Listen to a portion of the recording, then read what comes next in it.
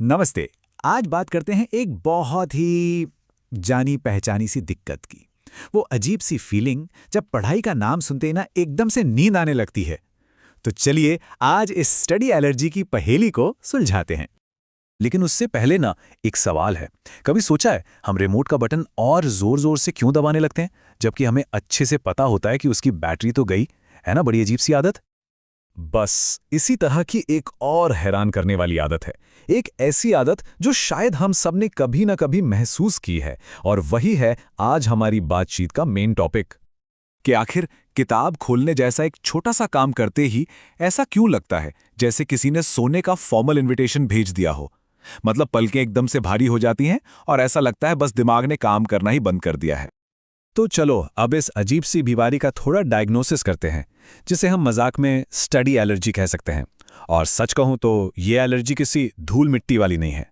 ये अक्सर शुरू होती है किसी बड़े काम के प्रेशर से, या फिर सब कुछ एकदम परफेक्ट करने के डर से। तो ये स्टडी एलर्जी है क्या?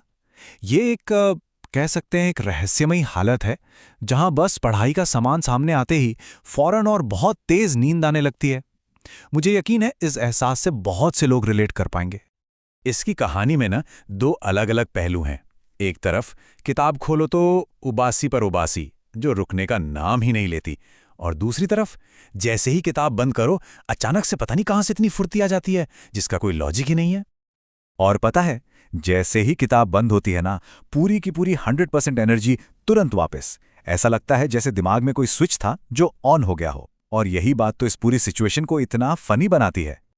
हद तो तब हो जाती है जब लगने लगता है कि कमरे की बेजान चीजें भी सब समझ रही हैं। जैसे वो पंखा सिर्फ हवा नहीं दे रहा, बल्कि पढ़ाई छोड़ने के इस शानदार फैसले पर अपलॉड कर रहा हो, तालियां बजा रहा हो। अच्छा, अब बात करते हैं फोकस की इस जंग के सबसे बड़े विलन की। वो एक चीज जो ध्यान भटकाने में माहिर है, और वो है हमारा प्यारा सा मोबाइल फोन। कभी कभी तो लगता है जैसे फोन खुद ही बोल रहा हो, ओहो, पढ़ाई करने का इरादा था। छोड़ो ये सब, ये देखो ये कुत्ते के डांस वाली रील।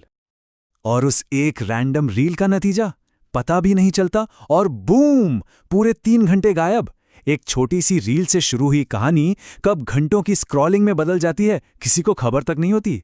और पढ़ाई, वो तो बस एक दूर की याद बनकर रह जाती है। लेकिन एक अच्छी खबर भी है। इस मामले में ना कोई भी अकेला नहीं है। ये किसी एक की नाकामी नहीं है, बल्कि ये तो हम सबका एक कॉमन एक्सपीरियंस है।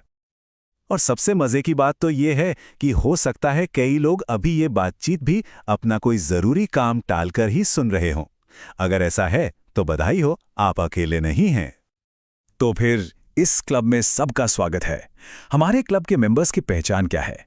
पहली, कल से पक्का शुरू करने का वादा। दूसरी, काम को छोड़कर दुनिया की हर चीज में इंटरेस्ट ढूंढने में एक्सपर्टाइज। और तीसरी, और कुछ हो ना हो, अपने इस आदत में हम लोग कंसिस्टेंट तो हैं ही। और अब जाते जाते एक सवाल, किसी डेडलाइन को टालते टालते, मतलब उस टालमटोल की कला में माहिर होते हुए, आज तक का सबसे जबरदस्त आइडिया कौन सा पैदा हुआ है? सोचिएगा जरूर इस पर।